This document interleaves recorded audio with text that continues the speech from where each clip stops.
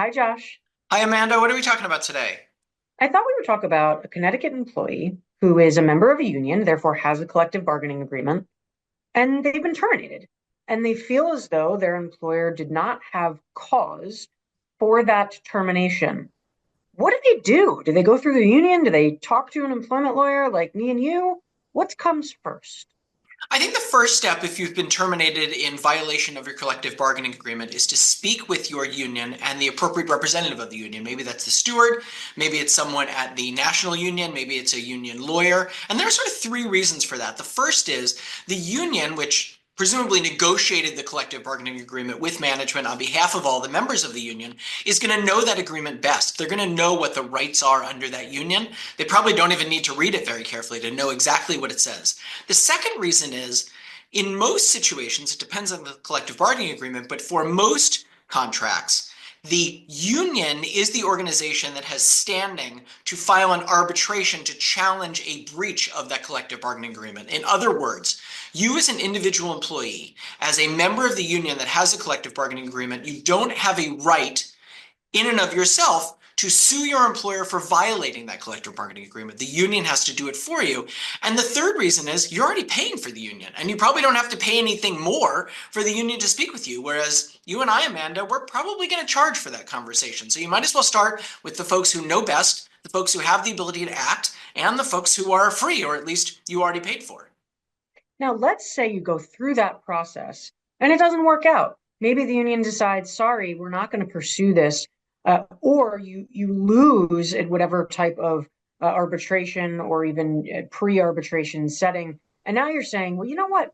Not only do I think that this termination was for cause, but I think I was terminated because of my disability or my race or my sex or because I just took a medical leave or something else that is protected by statute. What happens then? If you think not just that you were terminated without cause, Amanda, but that you were terminated for what we would think of as an unlawful reason, based on some protected characteristic or protected conduct, you still want to talk with the union initially, but you also want to talk with an employment lawyer initially. And there are sort of two reasons for that. One, while the union is the expert in what's in the collective bargaining agreement, employment lawyers like you and I are really the experts in what the law requires. And the second reason is that, in theory at least, you could go through an arbitration for cause, and if you lose, you might be precluded from bringing certain kinds of claims against your employer. It's not necessarily so, but you want to make sure before you go all the way with the cause challenge that you've explored what the consequences of going forward with that cause challenge would be. So I think if you are a unionized worker who has a collective bargaining agreement who believes that you were terminated without cause and believes that your employer was motivated by an unlawful reason, your protected characteristic or your protected conduct, you should both talk with the union and you should talk with an employment lawyer. There's a possibility there to coordinate our efforts. And ethical and responsible employment lawyers like you and I, Amanda, are not going to advise a client to charge forward with a lawsuit if we're confident that the union process, the arbitration process, is going to get that employee what they need. But it's better to have that conversation at the outset rather than at the end of the process when you can no longer take account of the consequences.